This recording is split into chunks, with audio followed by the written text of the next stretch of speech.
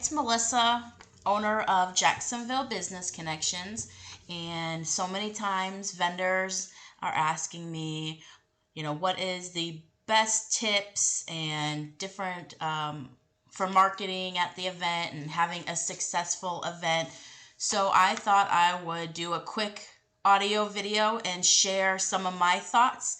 I've been doing events for 8 years, and this is just some of the observations I personally have made over the 8 years. And some of this may be able to help you out for this Saturday's holistic event. Number one, I would say mindset is number one going into any event. You got to have your whole mind in it. I've noticed if people maybe aren't feeling it going into it, they're usually not feeling it coming out of it. So get your mind in the right place. You're there to interact with the community. You're there to promote your business to the community. Some of you are there because you're selling product, but also sharing your business. Some of you are there just to share your services. So that mindset of communicating that to people who are at the event is really important. Also, interaction, engagement with attendees. There's a fine line of being overly engaging where you're not letting them really take a look at what you have to offer, or you're sitting completely back, not interacting. There's got to be that fine medium of reading people, asking them questions, seeing whether they want to interact more, find out more, or if you want to just give them some information. All those things are really important during an event.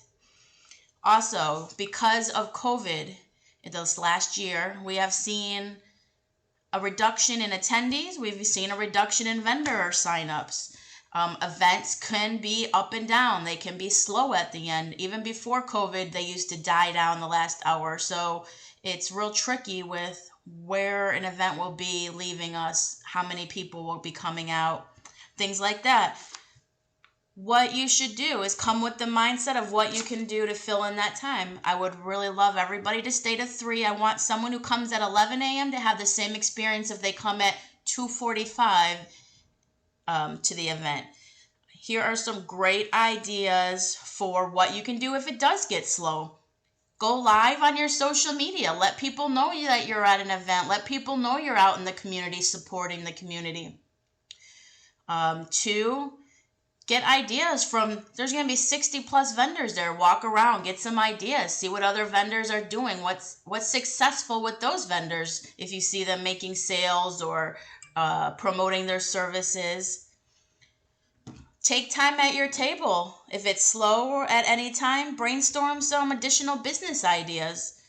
And lastly, I always encourage networking at our events. If there's 60 plus vendors, network. You never know what partnerships you can come up with together. You never know what other events you might find out about, other connections in general. That is what Jacksonville Business Connections loves to promote, is connection between community and business to business. So make sure you're using the best of all that time. It's like a networking event of 60 other plus like-minded business owners. And then lastly, a lot of times what I notice is if vendors do not have a marketing strategy in place, they walk away from the event feeling very, I would say, maybe not as satisfied as if they would have came with a marketing strategy. So hopefully you guys are listening to the end of the video, because this is probably the most important part, marketing. You want to walk away from the event with a list of names of contacts. That is your marketing. You're going to continue to market these people. You're going to add them to your newsletter. You're going to follow up with them. And yes, maybe they're not going to purchase a product or a service in the next month, but you don't know in 6 months that they've heard from you a couple times, they're starting to connect with you a couple times, and that purchase is made. So how do you get those contacts? You are going to have either a giveaway or an extreme discount for a service or a product at your table, and you're going to encourage them to sign up on your list for that giveaway or deep discount or service. I'm not saying you're gonna walk away with 100 contacts by the end of the event, but from what I've heard from other businesses, they get 15, 20 contacts on that list. They might have 1 to 3 great leads that are gonna purchase, and that made it worth it because hopefully that person who purchases is now a continuous purchaser, and everybody else on your list you can still continue to market in hopes of a future purchase.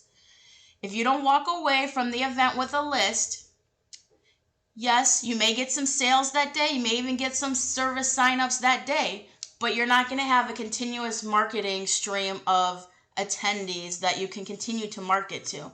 And I hope that all makes sense to everyone. If it doesn't, or if you have additional questions, please email or reach out to me. I can fill in more about what I'm meaning. But all this is super, super important to have a successful event. And a successful event doesn't mean 3,000 people came to the event. And a successful event could be 50 people came and you made an amazing 10 connections and you were able to sell them a service or product to those 10. It's not about the numbers. It's about the connection and how many true attendees you can connect to your business to get that sale or service. So I hope it all made sense. I hope this helps for Saturday, and I will see you guys all Saturday morning. Keep sharing the event, and let's all put our mindset for a successful event. Thanks so much, guys.